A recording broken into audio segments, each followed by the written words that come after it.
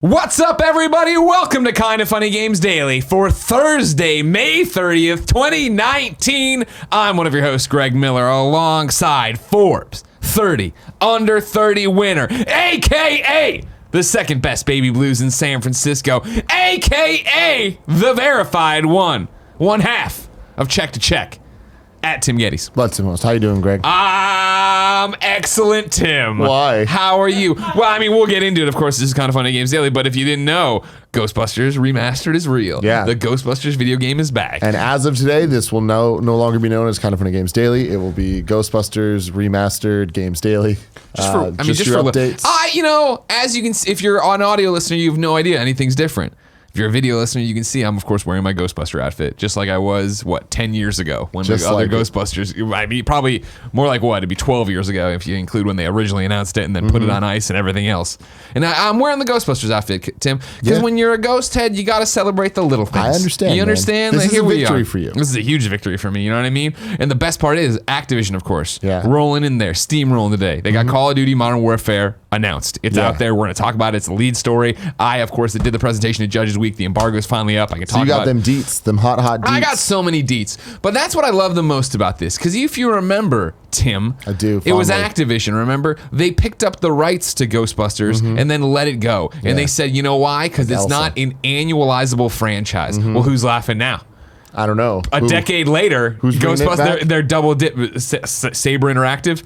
Saber Interactive's laughing all the way to the bank, just like me and all the other Ghostbuster fans. You know what I'm talking about? How much is the retail for this? $20? You don't. That's what we get to in the news, all right? They're about to make $20 off. Like I said, we're going to start with Call of Duty Modern Warfare, then we got some Xbox Game Pass, then we're going to get into Avengers details, then Ghostbusters is back. What a big day. It's a huge day. We're going to cover it all, ladies and gentlemen, because this is Kinda Funny Games Daily, each and every weekday on a variety of platforms. We run you through the nerdy video game news you need to know about. If you like that, be part of the show. Patreon.com/kindafunnygames with your questions, comments, concerns, and everything else under the video game sun. Then tune in to watch us record it live on twitch.tv/kindafunnygames. If you're watching live, you have a special job to do. Go to kindafunny.com/you're wrong. Tell us what we screw up as we screw it up so we can set the record straight for everybody watching later on youtube.com/kindafunnygames, roosterteeth.com, and podcast services around the globe. What I love about today is the dichotomy of yesterday. Where yesterday, a lot of people on the internet, not a lot, but enough people on the internet were like, man, Greg Miller's working at that EA thing. He's a shill. And I was like, no, I'm not. Like, look at Kinda Funny Games Daily. We're super critical of the EA Play thing, blah, blah, blah, blah. You can't spell Greg without EA. And then the next day, Greg Miller dressed as a Ghostbuster for the announcement of the Ghostbusters game. No. That's what we do, man. Chase your passions, chase your dreams. Passions. Make your dreams real. Sell out, baby. Here's the thing. We willed the Ghostbusters remastered into existence. We willed a Patapon into remasteredness. Crash Team Racing. Can we? Oh, God, you got your Crash Bandicoot back, too? Crash Bandicoot Trilogy, Crash Bandicoot Team Team Racing. Racing. An infamous collection remastered Simpsons on PlayStation Hit and Run, 4. remastered for cool Greg. We're setting the bar higher and higher, ladies and gentlemen. What can we make happen? Housekeeping for you, nicknames and oration have brand new seasons up, entire seasons on patreon.com/kindafunny. You can watch them for just $1. If you don't have $1 to toss our way, no big deal. Months from now, they will all post on youtube.com/kindafunny. But we wanted to reward those who supported us on patreon.com/kindafunny in the month of January to make our crazy fundraising happen. The Kinda Funny Games E3 showcase, of course, is all indies, and it's coming to you Monday, June 10th at 4:30 p.m. Pacific time on youtube.com/kindafunnygames. Is that thing shot, Greg? We shot all the live action portions of it. We have the majority of the assets right now. Some people are like Friday, that's when they need them, but we're almost there with it. We're way ahead of the game on this one. Becoming real, ladies and gentlemen. Hey, shout out to GameSpot who wrote it up today. Very cool. Very cool, GameSpot. You got the time wrong. You did the time difference on the East Coast. They went back in time rather than go forward in time. But I ain't being picky. People know what's happening. It's out there. Thank you very much. Monday night, E3 before Square. Let us show you a bunch of indies. Thank you to our Patreon producers, Blackjack, Tom Bach, and Mohammed. Today we're brought to you by Omaha Steaks and Skillshare, but I'll tell you about that later. For now, let's begin the show with what is and forever will be the Roper Report. Time for some news. I actually counted it, but I didn't write it down. 5 items on the Roper Report. A baker's dozen. Thank you, Big Kev Dog. I appreciate the energy you're bringing to the show today. I'm glad the Ghostbusters reveal has you hyped as well. Woof. Or woof woof, as they say. You know what I mean?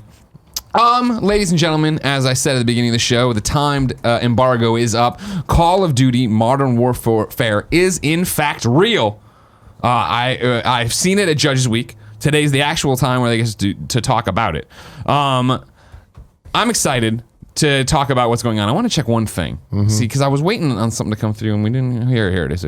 Because they were talking about they're going to say something in their press release, and I wanted to see how they said it.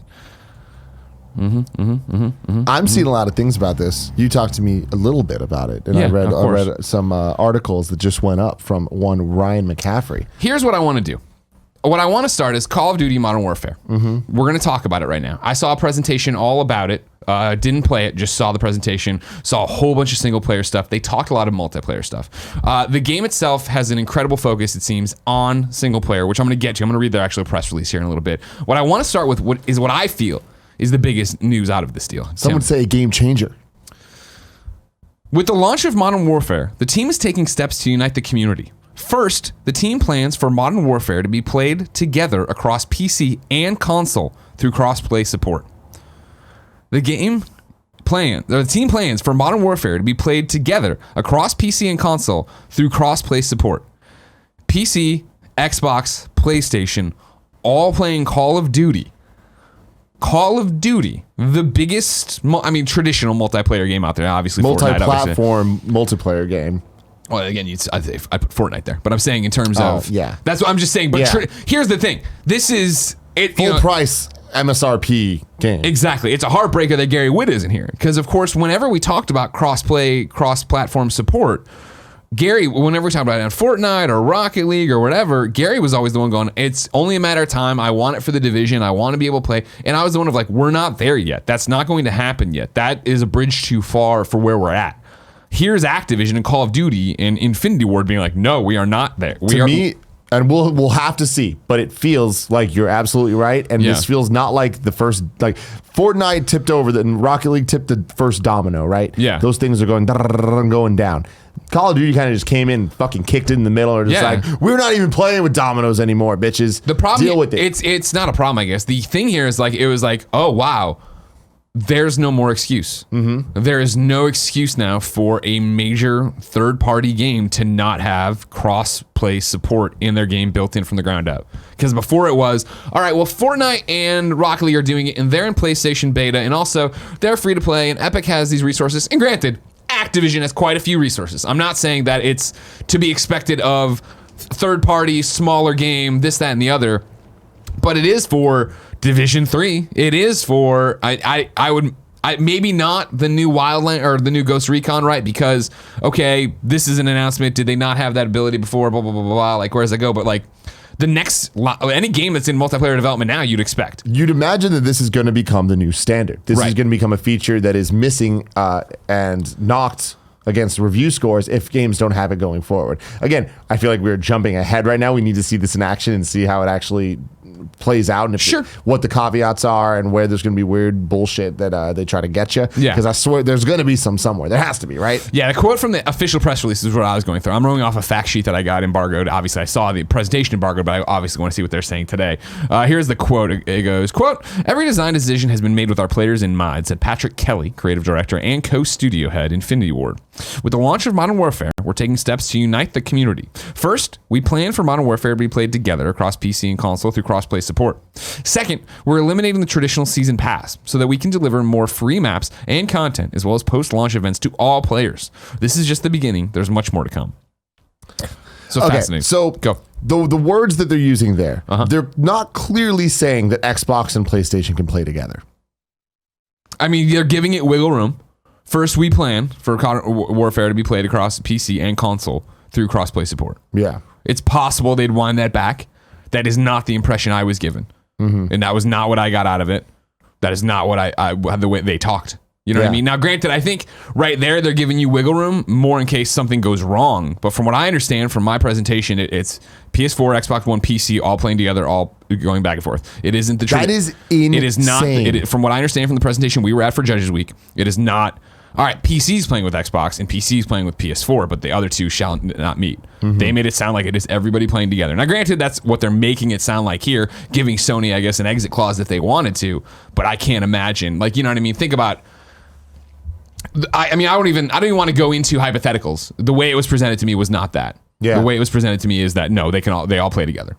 Period. That's crazy. And then, so can you read the other part again about the season passy stuff? Also, the team is eliminating the traditional season pass so they can deliver more free maps and content as well as post-launch events to all players. So the idea here is you buy the game, you buy your $60, you get the campaign, you get the multiplayer, you get to crossplay, you get to play everything together with everyone as soon as they start announcing other stuff. So now, will there be some... again, they're not making it sound like there's going to be, EA, PlayStation Plus members get this early or PlayStation gets this early. Yeah, because to me, this all sounds like they kind of read the room and are addressing issues that people have had with Call of Duty, one of the major franchises. Sure. And kind of coming out swinging, being like, hey, we understand that the last couple of years have had some downs, and we're trying to come back hard and do everything right for the gamers. Of course. And like prove something. Yeah. That's, I think, extremely cool and important for someone like Activision to do in our current landscape where EA and Activision are seen as the bad guys of video games. Of course. I know we talk about it all the time on this show, and there was a while back where you and I were having a private conversation after talking about stuff going off of things that have been happening in the industry on this show, where you were basically like, I think we just got to stop assuming people are good. You know what I mean? We give people too much the benefit of the doubt a lot of times, right?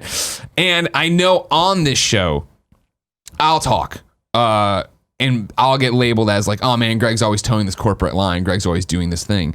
For me, it's never been about, I believe corporations over people, because I don't, obviously. I'd like to think I'm very vocal about Crunch being a piece of shit. I like to think I'd be vocal that microtransactions are bad. I'd like to think this. However, I also don't believe it's all Maleficent up there, right? Or, Mr. Burns twiddling his things, looking down from the giant corporate towers. I just think these ships take so long to turn that when it has to take something like a Battlefront coming out and fucking everything up for EA to be like, holy shit, we need to slow this down. And Activision to see look at that, right? To not take it on the chin as badly, right? Activision has to sit there every day and be like, thank their lucky stars that EA had tripped over themselves so much in this generation, this past 3 years, right? Activision knows it's labeled as the bad guy. They also know that Call of Duty, right, is Call of Duty, which means that when they say Call of Duty, it's either it's energizing a giant group of people, it's making a whole bunch of people pissed off, and then there's this group in the middle that don't really care, but if it's cool enough, they'll care. Like, right? Looking at this and talking about just the crossplay, before we even get into what they've talked about with the single player, right? Just the crossplay. That middle section of, hey, I don't have strong feelings one way or the other for Call of Duty. I don't love it. I don't hate it. It's just not my thing. You can't look at this and not go, that's fucking cool. That is a huge thing. That is a huge dick on the table right now. This is what we're Activision. We're Call of Duty. We're saying this can be done, and clearly we've made it. We're trying to change video games. Yeah. I think that's great because the repercussions of this could be huge for every genre of game across all of them. And here's a perfect example for me. You know how much I would love to get Crash Team Racing when it comes out on Switch and PlayStation 4 and be able to have cross progression on that? Sure. I'd love that. Yeah. And that sounded impossible before, and I feel like it will be impossible for a game coming out next month. Now, to be clear, just to put a pin in this, they talk about cross play here. Yes. They didn't say anything about cross progression. But I feel like this is the baby steps. Oh, sure. At some point, it's if you give a mouse a cookie, right? We're getting to the point where it's going to ask for the whole damn bag, and we are the people asking. We want the damn bag. And it's like if we could get crossplay for Call of Duty across PlayStation and Xbox, we can get some type of cross save progression system. Of course, because you figure no matter what, at the base level of this information is being pinged and saved to a server. What is to stop me from and not to mention this is literally what all these companies want. The Activision and EA and Ubisoft and Epic want me to go to their proprietary site, right, and log in with my email and link my accounts up so they can email me and track my progress and see what I play and what I do. Well, more than that, think about it for games like Destiny or Division, or it seems to be Avengers. They're going to want as big of a player base tease for story number 3 as possible, right? Yeah. At all given times. And if you're allowing more friends to be able to play together, the communities for those games are going to be stronger. Yeah. Gary always talks about playing Division and being limited to who he gets to play with, right? Yeah, of course. And it's like, I feel like he would play more if he could play on the with people of, I guess he plays on Xbox, right? He plays on Xbox, and you guys play PlayStation 4. Yeah, so it's like, cool. There's those problems. But if that is solved, I feel like it's going to make these games as a service games better and stronger. Of course. And that is the future. And for real, to bend back the curtain, or peel back the curtain, I guess, right? the Judges Week presentation, they're going through, they're talking about single player, they're showing all these different videos from it, they're showing us the crazy tech they're using for audio and visual and how they're doing it, and then like we're not talking about multiplayer today or whatever. This is a single player presentation, but we do want to talk high level about multiplayer. And they came out and it was very similar to this, where it was like, cool, you know, this year, this version of Call of Duty, our thing is to not fracture the player base. And so the maps are all going to be free. They're all going to be that. There is no season pass. Also, we're crossplay. Anyways, blah, blah, blah. And the room was literally like, whoa, wait, what? Wait, what? Like, you know, like, it was everyone in that room was like I remember looking at Brandon Jones from Easy Ads. I'm like, did you fucking say crossplay? Like, what are they talking about? And sure enough, they were talking about crossplay. So the thing that rubs me the wrong way right here is I feel like they're bearing the lead with all of this. Like, Sure. Like if all of that is true, if the season pass is as good as it sounds, like Well, that's free. Yeah. There is no season pass. It's free. Exactly. If the season pass situation, Yeah. is as good as it sounds, and the crossplay is as good as it sounds, shouldn't that be the message they're getting out there, right? Like, well, it depends, and I think it's a calculated move, right? What's happening here? We should just get into this. Obviously, of course, the release date's October 25th. Sorry, we're having too much fun talking about this one aspect of it. The thing about this is what we've talked about a million times, and again, what we're talking about on this show is watching Activision / Infinity Ward react to what the wins are in the industry, right? They're not leading with this information, right? Because why? I would labor the guess that they've heard it loud and clear that people want a single player thing from this, right? Again, this is Taylor and this is Jacob who are leading this project. And Taylor and Jacob are the guys who came from Naughty Dog to Infinity Ward to go out and make more compelling single player stories and to tell or bring what they learned from narrative structuring on working on The Last of Us and Uncharted games, right? They worked on Infinite Warfare, right? Correct, That was that was their first, I think, and the only one. Kindoffunny.com/you're wrong. I think that's the only one they got out so far. And so, for them to come in here and get to do this, it's interesting in the fact that it's them getting to come in and reboot this thing, right? Let's get into this, right, a little bit. I'm gonna read. I got the press release and the fact sheet, and they're different intros. So which one do I want to go? We'll start with the fact sheet, and then I'll give a quick breeze to the press release. The stakes have never been higher as players take on the role of lethal Tier 1 operators in a heart-racing saga that will affect the global balance of power. Call of Duty Modern Warfare engulfs fans in an incredibly raw, gritty, provocative narrative that brings unrivaled intensity and shines a light on the changing nature of modern war. Developed by the studio that started it all, Infinity Ward delivers an epic reimagining of the iconic Modern Warfare series from the ground up. Beyond the campaign, players will be thrust into the ultimate online playground with a classic multiplayer experience and an all-new cooperative play mode featuring a collection of strategic co-op missions accessible to all skill levels. That only Call of Duty can deliver. Modern Warfare offers a unified narrative experience and progression across campaign, multiplayer, and co-op. Call of Duty Modern Warfare features a fully optimized PC version, which will be available on Battle.net, Blizzard's online gaming platform.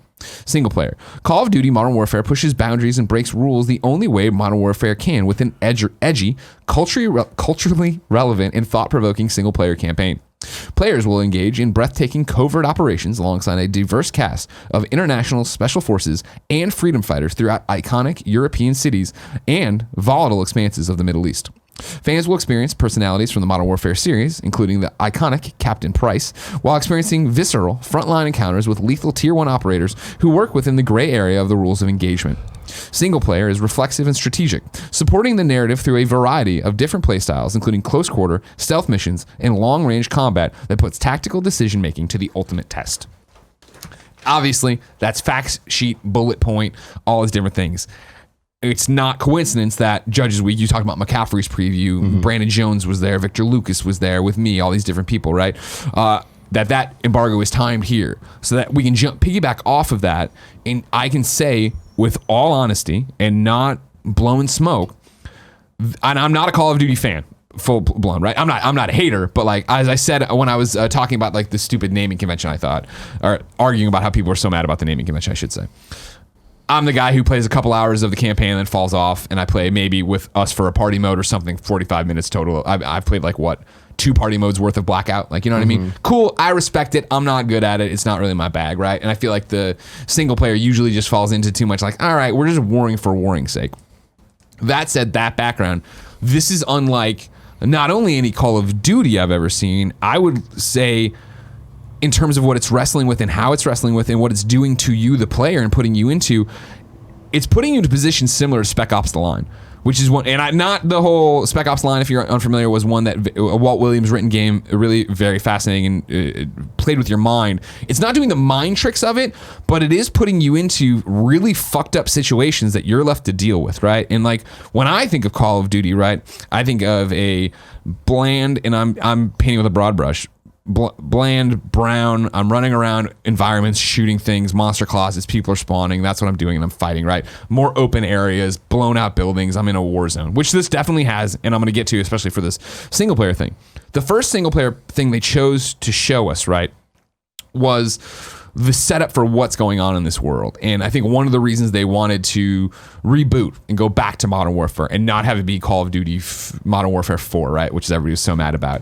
They had talked about during their presentation, of course, that Modern Warfare has been around a while now, and the numbered ones have all gone and made their own storyline, which has left the world in a very weird place, right? A nuke's gone off. I think they said something about Russia being bad or what. I don't even know because I didn't play them through all the way. But they've made story choices there, right, that have made it no longer, you don't see as much of your own world in it when you look at it, right? What they chose to show us and start with, right, was this terrorist attack at Piccadilly in London.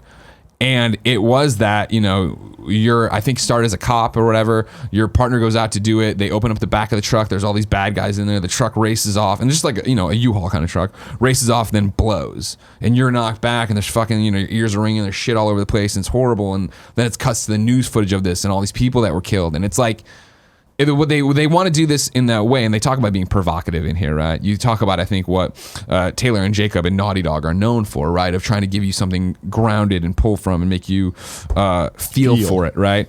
That opening scene and then seeing the news reports of a terrorist attack in London, and then even just watching that, and I know, obviously, I think when it was getting leaked around, people were like, it's like the quit Russian or whatever, the airport mission is what I call it, but I know everyone stop Russian or whatever, where it was like, you know, no survivors or whatever, and they went and killed everybody. And that was really, oh my God, that's intense and that's crazy. Yeah. This was intense and crazy, but not in the way of, remember that one was like, we were the bad guys, we had the guns, or I'm shooting people in the airport, like, all right, you didn't have to, but it was like, This one, there's like nothing you can do, right? You're there for this terrorist attack, which, you know, for me smacks of the Boston bombings, obviously the Paris attacks, like everything we've seen on the news before, but you are there in a first-person view of it going down, which gives you more investment on top of just hating these people that are doing these kind of things. So then the next jump is into the boots of the Tier 1 operators and moving in on this house in London where you know the terrorists are, where they are, and it's again, you go from the streets of London, which I think is, again, and I'm being very broad brush, and I'm no expert at Call of Duty, but what I think of a Call of Duty level, very open, very wide, cars, cover and shoot shit like that, to all of a sudden, like, no, now you're infiltrating a house. You're not infiltrating, it's not a giant mission. It's not this, you're just running past things. This is you creeping through a house, and as soon as you go in, it's night vision goggles on. Or not as soon as you go in, a woman comes out to get tea. They grab her, wrestle her to the ground, tell her not to scream. Somebody cuts the power, right? So it's blackout. Then it's night vision goggles on, and then it's you guys like breaching into rooms and going in there, and they're being terrorists, but just normal people who are not normal people, but like they're terrorists, but they're not like, guns out, AKs, bandoliers strapped on. They're in there planning their next terrorist attack, talking about what just happened, all these different things. And it's you as they try to get guns, choosing who to shoot. If there are people there that aren't going to shoot, or are they going to shoot? You don't really know. And it's all in that night vision, first person going through. And like what they had said in it that as you're watching this made me squirm, but it's true, right? It looks as they were playing it. I wasn't playing it. As they were playing it for me, and this is canned video, like what Live Leak looks like. When you see those videos of like, here's these fucking crazy ass horrible things happen, and it is that of going in there and terrorists grabbing whoever and putting a gun to his or her head, I forget, and then other people are like, she's going to the crib, but is she getting the baby, is she getting a gun, I don't know, and all these different, and it's like, you come around a thing and they shoot your friend through the door and you fall back, and it wasn't that heavy metal riff Call of Duty, like that when you want to think and make fun of Call of Duty. It wasn't that. It was a very much like, these people are there because their city was just attacked and they need to stop these people before the next attack. But then all of a sudden there are these things of how do I deal with this certain situation? You have the instant to react, but it's not, and I'm sure there's fail states in it and all these different things. It was just heavy in a way that it was crazy in the perspective and the way it went. I'm sorry. I know this sounds like it's definitely on a line of going too far. Well, then it gets more interesting. And there's that, right? And this is something I imagine they're ready for and their PR blasts are ready for. And again, they talk about in their thing, they want to be provocative and they want to be not edgy. They use the word edgy. Did they use edgy? I don't want to throw that out there. I think they're going to get that in good and bad ways. Where again, that was unlike anything I've done in a Call of Duty game. And I mean, from the explosion, the terrorist attack to this, in terms of feeling and being connected to it again. I'm not trying to take away from the Russian mission, and I'm also not trying to say that I've played every Call of Duty and I know every beat for everything, right? Here's where they're definitely going to get fucked with. And like, they're definitely going to get headlines and it's definitely going to have think pieces, as it should, right? They talk about in this press release when they're going on about it, right? Tier 1 operators. You are the special forces. You are the people you'd expect to be. You're out there, the night vision goggles, all the cool tech, doing all the cool thing. They mentioned the freedom fighters in here, right? They had introduced 2 of them, a brother and sister combo that are working with the Tier 1 operators, right? But like in their own way. They're often doing their things. You're off doing, the Tier 1 is off doing theirs. They were like, you're going to play as these, the brother and sister thing later on in the story as the adults or whatever. But we also are giving you what their story is and how they got here, which then led to a gameplay footage of a flashback, which was the brother and sister as children in their war-torn Middle Eastern country. I'm not sure. I don't think I jotted it down. And it's all happening very fast, obviously. But in their war-torn country, right? And it starts with the player is playing as the daughter, the girl, the sister, whatever, and she's under a bunch of rubble, and it's her dad unpacking the rocks and rebar off her, and they're being bombed, right? They're being attacked by Russians because they helped. They think that this town helped the rebels or whatever, and they didn't necessarily do, or maybe they did. I'm not even sure. But it's like, okay, cool. Now you are an unarmed child, and now you are running from these guys rolling in. They're dropping tear gas. They're shooting your town, they're blowing them away. It's like you're running with your dad. Your dad has that like frantic voice of like, come with me, run me, and picking you up and running with you, and you're a kid, you're crying, you're screaming. And then you get back, and I'm gonna spoil this stuff for you, by the way. I mean, I think it's important for the conversation here. You get back to the house, which is where your brother was going to be. Your dad goes in, shuts the door, your brother is there. Okay, we got to get out of here. I think your mom's already dead at this point, but we didn't see that. It's like dad said that's what happened, I believe. Maybe I'm wrong. Maybe we did see it. We get there though, and boom, the bad guy's kicking the door, right? This Russian with a gas mask on. And he's huge. He's hulking. Your dad's a normal dude, right? So they get into this fight and they're brawling around. And, they're going back and forth or whatever. And like the dad, I think, is able to... No, they're wrestling with a knife, and then the dad gets stabbed. Your dad gets fatally wounded, right? And then you, as a kid, pick up the AK, and it kicks, and you shoot the Russian and kill him. Or no, you don't actually kill him yet. Sorry, your dad gets wounded. He's gonna bleed out over here and die. He's pinned up against the wall. The Russian then is attacking you and attacking your brother. So then you have to run around the house that's now on fire and basically come up and stealth, not kill, but eventually kill, stealth attack the Russian, right? I think you find a screwdriver and like you stab him in the calf right from behind. And this isn't like cartoony, this isn't Dark Soulsies. You aren't empowered at all from what I'm seeing here, right? You are very much a child trying to figure out how to save hopefully your father, hopefully your brother, hopefully yourself, as this guy is going through the house hunting you and shooting at you if he finds you. Eventually they get him down. You stab the guy in the neck, but he's choking your brother, but he throws you off against a wall. But then there's the AK. You do it. It kicks up way too much, like you're not like a perfect shot or anything. You kill the Russian. You get over to your dad who's about to die. He gives you, a final couple words or whatever. And that's like the scene. And it's like, that's another fucking level of intensity. And for as much as we talk about video games being art and pushing boundaries and making you uncomfortable and blah, blah, blah, like this is one of those games that's doing it. And this is one of those games that is Call of Duty. And so that's a whole other ball of wax as to how that'll be interpreted and what people are going to think about that and what people are going to do with it and stuff.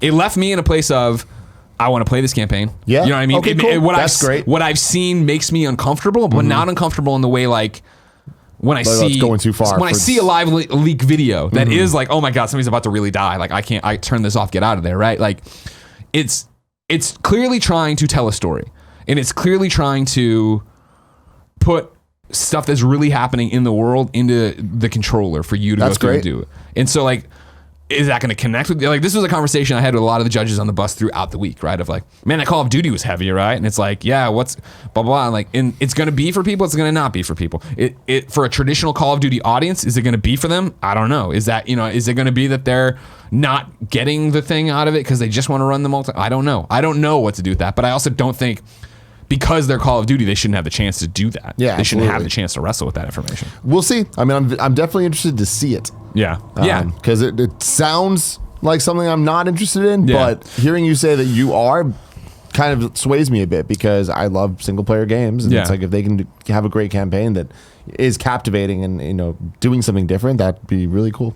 Yeah, it's going to be really fascinating. And then on top of that, it is, like I mentioned briefly, they went through all the tech of it, right? Of like how they were able to now do this new real life capture of environments and then put them into the game so they actually look awesome. And they're like, this is a car we found at this burned out place. And this, like, they are all like really trying on that level, let alone then they did a whole bunch of stuff with sound where they were talking about like directional, like, you're always so crazy about your sound bar. Yeah, exactly. Like I have built this game for that, where it's like, here's how this gun sounds down this alleyway. You know what I mean? And here, when we get close to the bus, boom, boom, and you hear the sound echoing off it, let alone the shells kicking off the gun and then hitting off the side of the bus and stuff like that. Like, they're really impressed with all the tech about it, but for sure it's this, it's a very interesting thing of, it's this crazy narrative.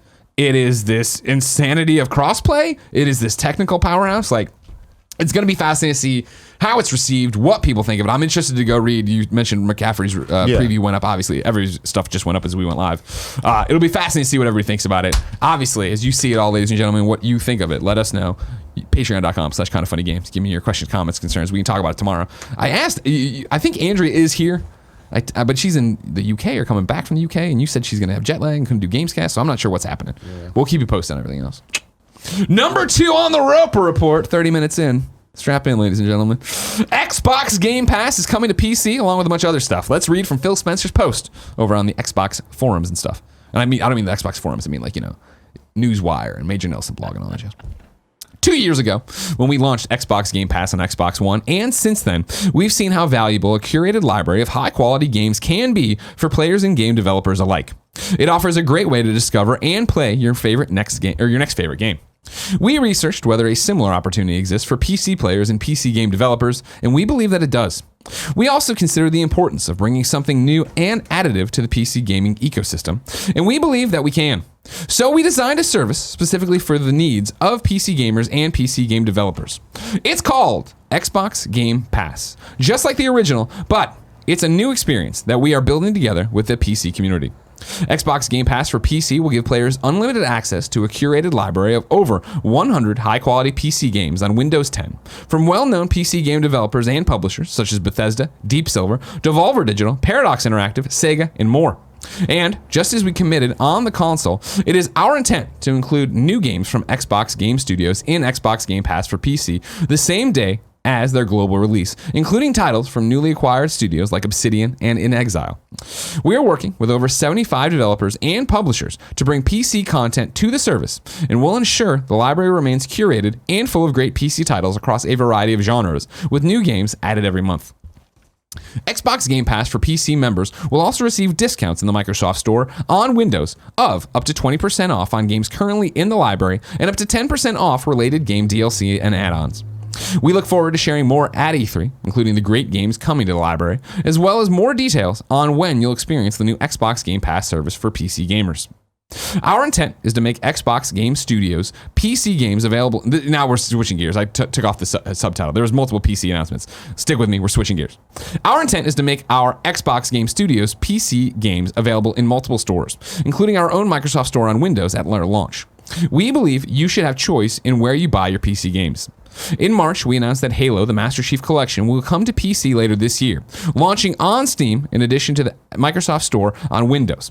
We will continue to add the more than 20 Xbox Game Studio titles to Steam, starting with Gears 5 and all Age of Empires 1, 2, and 3 definitive editions. We know millions of PC gamers trust Steam as a great source to buy PC games, and we've heard the feedback that PC gamers would like choice. We also know that there are other stores on PC, and we are working to enable more choice in which you can find our Xbox Game Studios titles in the future. We want to bring players together to create a shared player community regardless of where they play. So it's our intent that the new Xbox Game Studios titles, including features such as voice and text chat, LFG, friends lists, and cross-play across PC and console. On Windows 10, you'll find this functionality in the Xbox Game Bar, which will continue to evolve and expand. This is great. It's all happening, like all on the same day. Yeah, Microsoft's kind of leading the charge with a lot of this stuff. We've been talking about it forever, and I think that this is just another step towards a future that is going to change how we play video games, where we play video games, all of that. Yeah. I like that they're keeping the branding the same. Like, I think that's very important to just get to a point where it is just consistent.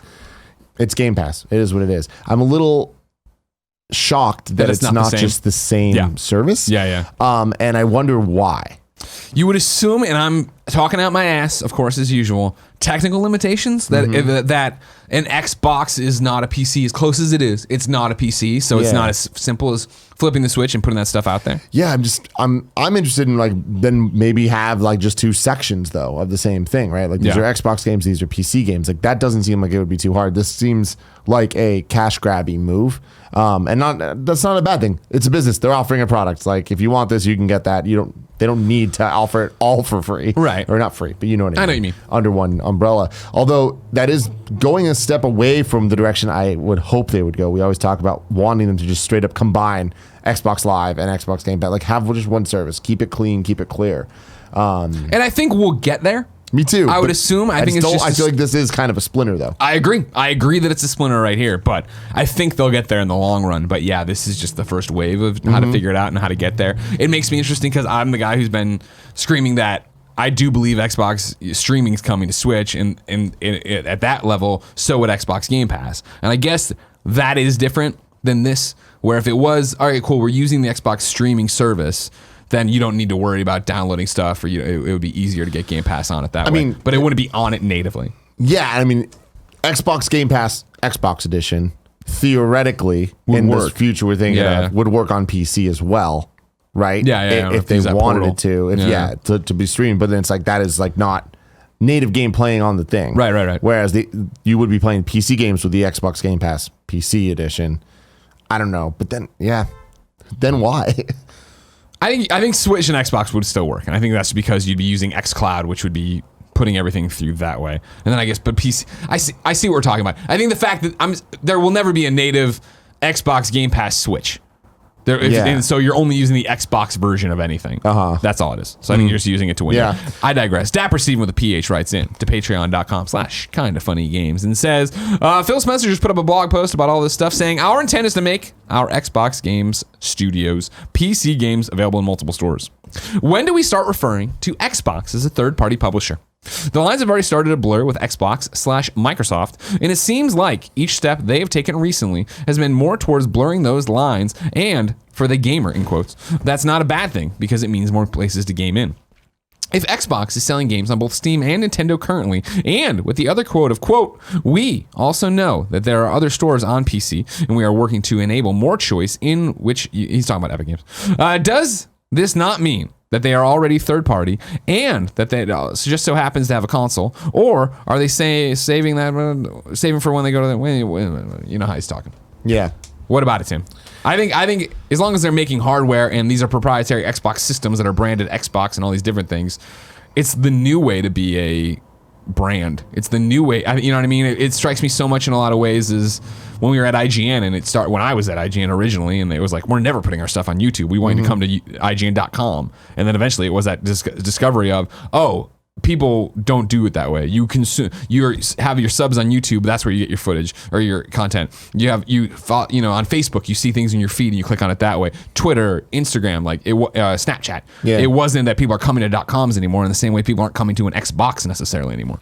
Yeah, I mean, I feel like it's all just semantics and labels that at some point are going to be outdated. Like, I feel like you're right. It is console based, like hardware based. That's what separates it, I guess, because that is really the only difference between at this point. Well, not at this point, but going down this direction. Like, if we can imagine where Xbox is going to be, there's no difference between Ubisoft and Xbox with the exception of a console. right? Yeah. So I think that there's that, but it's in the same way that like, what's an indie game? You know, like a long time ago, that would be something like Limbo, like these smaller titles. But now it's like indie studios can be owned by PlayStation.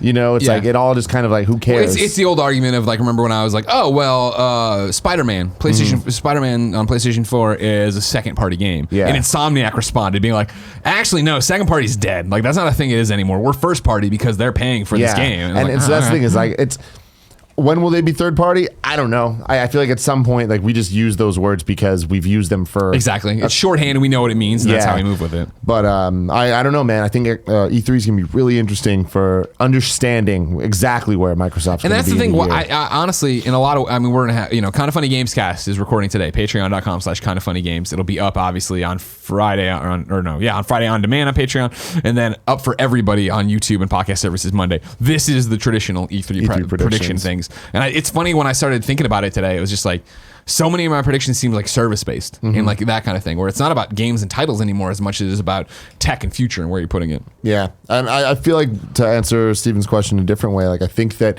who cares? It is who cares for sure. But I think there's the people that get really riled up over console exclusivity when PC gets brought into play.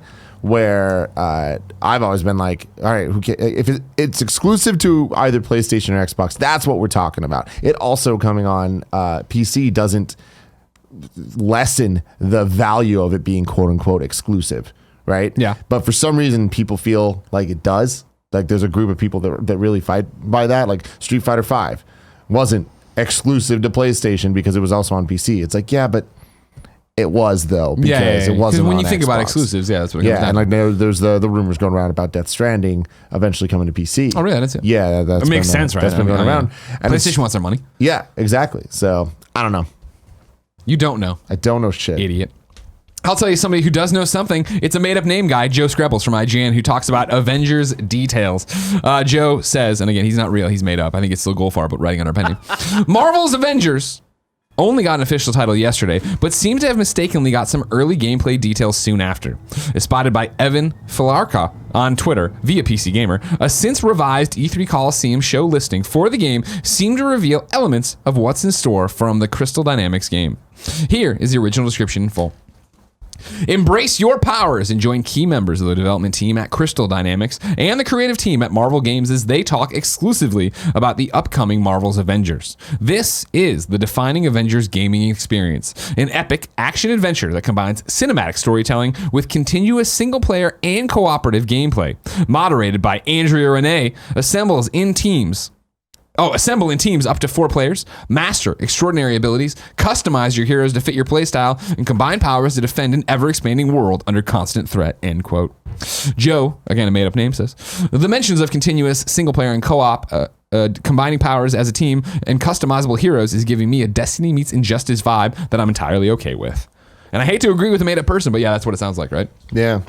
Interesting, because this was a big debate yesterday with Gary and me, and it's been obviously since they announced it, what is this Avengers game going to be, right? Yeah. And obviously there had been rumors of it being a multiplayer Destiny kind of thing. The fact that, but I kept leaning back to its Crystal Dynamics, single player storytelling is so their jam. What is it actually going to be? It's interesting that they're saying both. What's interesting there is, like, I don't know at what point they're rumors and what point they're just a lot of facts that point a certain way where, Crystal single player games, Tomb Raider, very cinematic, very Naughty Dog-esque, right? Yeah. And I feel like you hear, they're going to do Avengers. You're like, that's what I want. But then we heard all the stuff about the people that they were hiring, and you see all the LinkedIn profiles and all that did hint very clearly at games as a service, right? Yeah.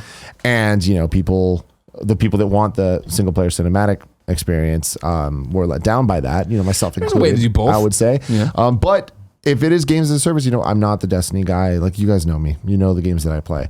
But Play Nintendo, you don't care. But Avengers, though, could be the thing that makes you into care, right? Yeah. And I hope that if it is that, which it sounds like it is, that it kind of combines and is a best of both worlds. That was my thing is, and stick with me. You know, I love the Division 2, right? And I enjoy Destiny 2 and stuff. Those stories are so forgettable, and for me, and I know Fran and Andrea will go on and on about what fucking the Lich King or whoever they fucking shot last night. But like for me in Division 2, right? Like whatever, there's factions I'm fighting. Whatever, I'm a character. You can't get away with that in Avengers. No, you can't be whatever. I have a shield. And that's whatever. my thing I have is, a hammer. You know, some of my favorite, or if not my favorite, first-person shooters of all time are the early Halo games, right? Yeah. That's Bungie. Bungie going to Destiny. I remember trying just to do the single-player campaign in Destiny, and I'm like, this is clearly, it's not an afterthought, but it's clearly just something that's there to progress to the multiplayer stuff that I was trying to avoid. Yeah. And that's my problem, playing a game in a way that it's not intended to be played. But you gotta imagine and hope that with Crystal behind this and it being Avengers, it being characters and stories that, you know, are at an all-time high in terms of the public interest. Of course. I'm hoping that this could be a bit of both, to the point that it is the story that I want, but it also kind of gets me into games as a service in a way that like I like. Yeah. But I don't know. Like, we'll have to see. I'm excited to see gameplay because the single player co-op, I don't know how they're going to balance all of that. Yeah. Like, that sounds rough and like a challenge that Spider-Man was so great because you felt like Spider-Man. God of War was so great because you felt like Thor. I don't know that this is going to be able to make you feel like... This is what we talked about yesterday with Gary, where I was talking about it of like, cool, single player to me makes sense, but then it sucks to just choose one. But then it also would suck to have, hey, guess what, guys? You have a roster of 10 Avengers, and they feel all right. They all feel okay. Yeah. You know, Thor, I gave the reference yesterday of Kratos, right? Like, when Leviathan came back to you that first time, like, oh, fuck. So if I call back Mjolnir or even Stormbreaker or whatever, right? It doesn't feel awesome, as like, Yeah. God of War did this better. Yeah, and it's like, at what point is it a Crystal game, and at what point is it a Marvel Ultimate Alliance game? Yeah. You know? And that's the other thing, too, is Marvel Ultimate Alliance out this summer, right? Like, what is going to separate that from this? Yeah. And is that just the level of AAA kind of polish to it? Yeah. And that's not to hate on Ultimate Alliance. It looks like it's I going to be a can't lot of fucking wait fun, for Ultimate Alliance. But we know what that game's going to be. Yeah. You know? And I feel like there's expectations for this Avengers game that They're high. They're very high, and like I'm going to be shocked if they nail it. But we'll see. Also, It's a couple shout out weeks yesterday, away. after we went off the air, somebody tweeted me saying, hey, people on Reset Era keep pointing out that the new Avengers logo looks, with the triangle cut out of it, looks like a 4. Yeah. And I was like, that would make sense, right? If it was 4-player doing your thing. Number 4 on the Roper Report, and arguably, inarguably, the most important news of the day, Ghostbusters is back. Saber Interactive has announced Ghostbusters the Video Game Remastered, an HD re-release of the acclaimed action-adventure game featuring the original cast of the Columbia Pictures classic films. Ghostbusters the Video Game Remastered delivers a unique story from Dan Aykroyd and the late, great Harold Ramis that captures the supernatural comedic fun and frights fans love from the franchise, which celebrates the 35th anniversary of Ghostbusters this year. Then this is from the PlayStation blog. I'm pulling this. We're incredibly honored and excited to announce Ghostbusters the Video Game Remastered will be launching on PlayStation 4 in 2019. All of the in-game videos and cutscenes were found on a hard drive in storage from one of the original creators and remastered in 4K. The great storytelling and audio has all been preserved, and enhanced features and lighting complete with the package. Going away from the PlayStation blog back to the general press release, Ghostbusters the Video Game Remastered is expected to launch later this year on the PlayStation 4, Xbox One, Nintendo Switch, Hell yeah, baby. and PC via the Epic Games Store. For more information, you can go to playghostbusters.com. Yay! How stoked are you, Greg? I'm real stoked. Ghostbusters was a great video game. I enjoyed it back in the day, and I'm excited to play it again. All I ask is they just throw away the fucking multiplayer. Or leave the multiplayer in, just don't put trophies to it like you did before. Because I wanted the You're such a Ghostbusters monster. Platinum so bad, but you needed to print off this checklist and again, certain ghosts to spawn, and then there was a glitch for a while that they didn't, and I'm like, you know what? I gotta walk away. But This if was a great time for video games when this game came out, because between this, Batman, Arkham Asylum, and Transformers, War for Cybertron was the first one. Yeah. It was like all of a sudden it's like, oh, there's these licensed games that are good. Yeah. What, like they can exist? What is happening right now? Like I remember this game being awesome. Yeah, it'll be interesting to see how it holds up. What my IGN review don't remember. I guess I can look up. So kindoffunny.com/you're wrong. Tell me what I gave it. I want to say 8 something, right? And that sounds right. But I mean, Sure. the thing is, it nailed Ghostbusters. Right. It was a Ghostbusters game that felt like it belonged in the movie universe, Correct. which is kind of the best compliment you can give a licensed property. 100%. Yeah, and I mean, the biggest thing about it, and this is a sad wrinkle to it, right, is that it's the last time we'll get all 4 of the Ghostbusters together again, right? Of course, Harold Ramis passed away since then. And so this is, for all intents and purposes, the closest you're going to get to that kind of Ghostbusters 3. I'm sure they'll do, whatever the new Ghostbusters is going to be with this Jason Reitman I'm excited about, but and I'm sure it'll have people in it, but whatever. Barrett Courtney, you're coming in. I wasn't expecting this. Kevin, is his mic up? No. You gave it exactly an 8. I gave it exactly an 8. That's good. Boom. It'll be interesting to see how it holds up now. You know what I mean? Because it was a different time and it was a different thing, and I was a different reviewer, obviously. But it's gonna be on Switch. Yeah, sure. I mean, it's a fun, great game. Like, it's just, I remember one of the things is it's very much like you're talking about. It fits in the universe. Like, they obviously play the tropes, right? Like, you're back at the Sedgwick fighting Stay Puft, and I know you'll never forget that. And guess what? Gozer's back. And it's like, all right, cool. I would like to see something new, but I'm excited to have a cool Ghostbusters that has all the Ghostbusters in it and do around and do this stuff. So I'm stoked. You should be stoked too. Let's see what happens. And then number 5. This is from PC Gamer Shaun Prescott. Iron Maiden the band is suing Iron Maiden the game. Cool. Iron Maiden is a 2018 first-person shooter indebted to the genre classics of the 90s. Iron Maiden is a British heavy metal rock band, best known for its 1982 album, The Number of the Beast. You can probably see where this is going. The names attached to these 2 different things are similar, and feathers have been ruffled. That's according to a story in Blabbermouth, which reports that the holding company for Iron Maiden has filed a trademark infringement lawsuit to the tune of $2 million against 3D Realms, the publisher of Iron Maiden. Quote, defendants Iron Maiden name is nearly identical to the Iron Maiden trademark in appearance, sound, and overall commercial impression, the lawsuit reads. It characterizes the infringement as incredibly blatant and as a virtually identical imitation. So, if you are any of the Iron Maiden band fans, I don't know. Or if you're any of the Iron Maiden game fans, I don't know. Stay tuned, everybody. Yeah. Bear Courtney's back on the mic. Ion Maiden is the game. Oh, really? Yeah. That screwed up? Oh, Yeah. okay. Oh, it wasn't a typo. Yeah. Yeah, That's later Ion. on in the thing, right? Oh, well, there you go. If you know Iron Maiden, a game I've never heard of, in a band I haven't talked about in a long time, enjoy yourself. Yeah, Shout out to Iron I Maiden, wonder the band, how they though. found Hallowed be this thy game name. and how this came to their attention. I some narcs on Twitter. Yeah. You kidding me? Fucking narcs. You can't do anything fun over That here. was cool, Greg. Right now, if I say it here and say, guess what? Shut your mouth, Jonathan Tim. Dornbush stinks. Everybody's going to tweet at him and tell him, hey, Everyone. hey, Dornbush, Greg thinks you stink. Hey, and now it's a Stinky. giant thing, and I got to fucking apologize tomorrow. Don't Stinky apologize. Bush. Just double down on it. He stinks. Greg Miller so White. Like, the like game, literally. He's a great dude, just smelly. the game itself, Confirm or deny, Barry. You sat next to him a lot. Fuck. I don't want to. I can neither Confirm or deny? No, I can't. He doesn't stink. He's a great kid. What's up over there? the game is called Ion Maiden. ION, yeah. Ion. Interesting. Ion. Who cares? It's like a frivolous lawsuit. Tim, Yes. I, of course, am excited for Ghostbusters. I don't know if you know that about me. Yeah. But we don't know when it's coming out. It's still don't. so far away. If I wanted something more immediate, say what came to the mom and grop shops, where would I go? The official list of upcoming software across each and every platform is listed by the Kind of Funny Games Daily Show host each and every weekday. Yeah. Anarcute is on Switch. Ages of Mages. Last Keeper is on Switch. Ages of Mages. Super Cane Magic Zero is on PlayStation 4 and Switch. Outer Wilds is on Xbox One and PC. Gato Roboto is on Switch and PC. Do you know anything about Gato Roboto? No. Metroidvania. No, I know about it. Metroidvania cat mech game from Devolver, right? Is it the one that kind of looks like a Game Boy game if it wasn't Black green?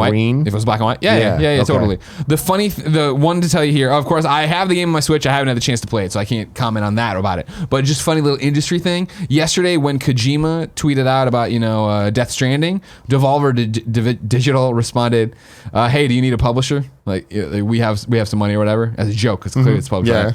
Today, Devolver Digital tweeted out about Gato Roboto, and Shuhei Yoshida said, "Hey, do you need a publisher? DM me." Love it. 30-in-1 game collection comes to Switch. 30-in-1 game collections finally coming That's to Switch. 30 games in one. Wow. Dynabomb is on Switch. Cricket Captain 2019 is on PC. World of Myths is on PC. Retro Pixel Racers is on PC. Rototex is on PC. Wonder Boy, The Dragon's Trap is on mobile devices. Warhammer Jared Chaos Petty's and rock hard. Conquest, I'm sure he is. Launches on mobile. Hue, a game I really enjoyed on the PlayStation Vita, is coming to Nintendo Switch June 6th. check that one out. And then Super Cane Magic Zero launches on Switch, PS4, and PC. we just gave I screwed it up because they were already on there. See, we gave them 2 shout outs. Where Super are they? Cane Magic Zero, you owe me $1,000. New dates for you. Super Blood Hockey is coming to PlayStation 4 and Xbox One. PlayStation 4 will be June 4th/5th, that's North America and EU respectively, and then June 7th on Xbox One. Shatter, Tale of a Forgotten King, is available on early access on Steam on June 4th.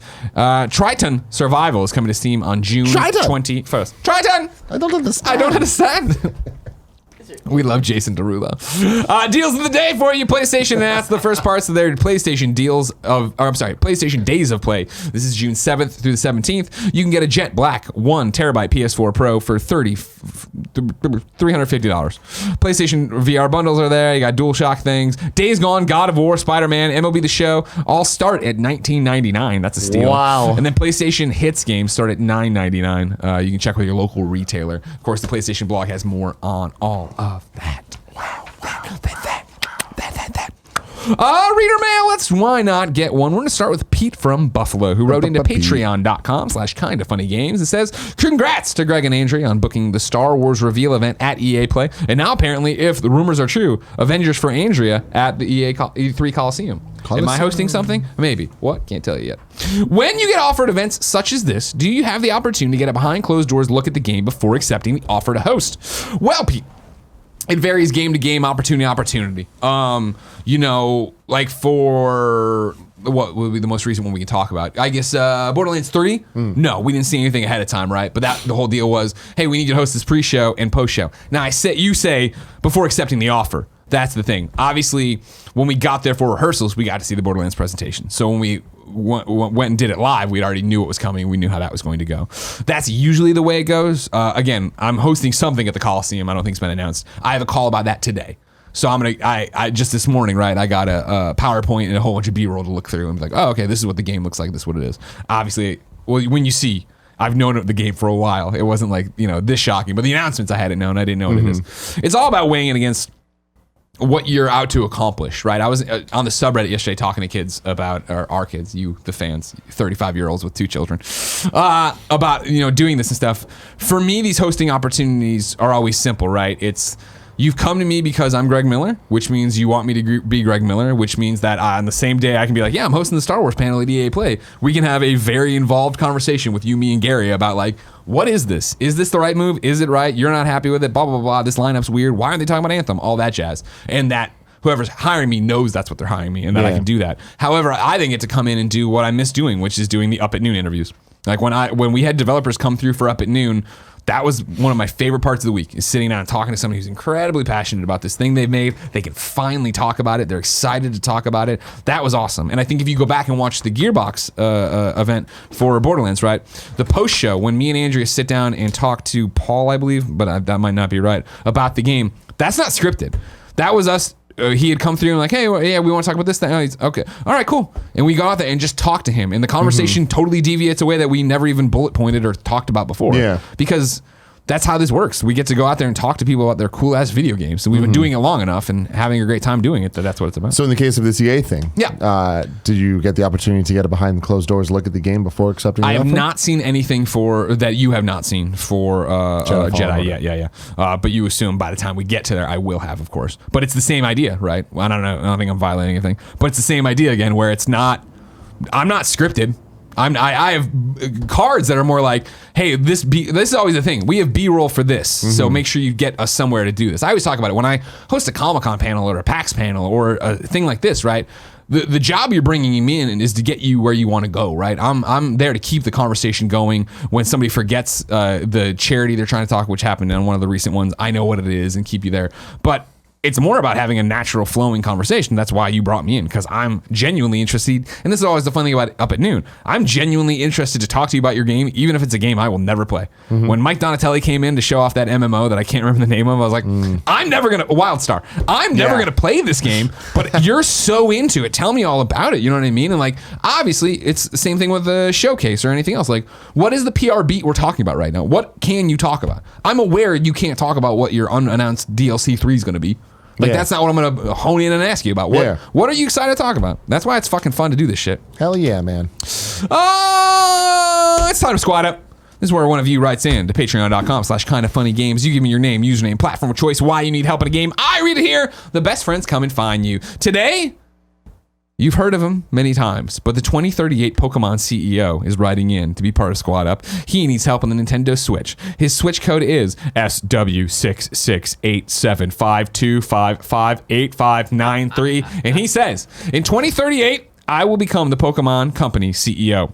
I am currently studying for the GRE and preparing an application to Harvard. I taped my notes to the inside of my shower. I don't have much time to play, but enjoy playing when I can. If anybody wants to play anything, let me know. I'm a fan of Mario Tennis. If you want to get in the good graces of the 2038 Pokemon CEO in 2019, this is your chance. SW66 is in the YouTube description. Please go give the click. I'm not reading it again. Nicholas, when you become Pokemon CEO in 2038, I expect to hear this. Damn it. I knew this wouldn't work.